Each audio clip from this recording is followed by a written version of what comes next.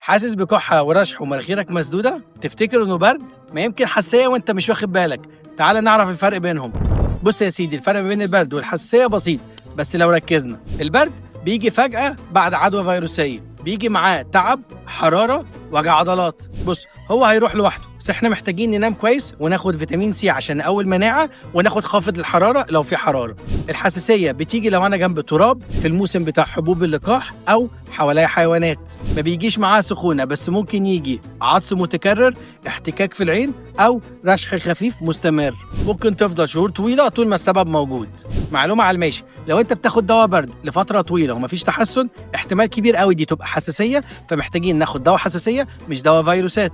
اللي اتكلمنا فيهم دول فروق بسيطة بس مهم عشان نعرف إذا كان اللي عندنا هو برد ولا حساسية. شارك الحلقة دي مع صاحبك اللي دايما بياخد دواء برد وما بيخفش وهو فاكرها برد واحتمال تبقى حساسية. أنا بيتر واصف، صيدلي مصري من شبرا عايش في كاليفورنيا، ودي شبرا فوني. أشوفكم الحلقة اللي جاية.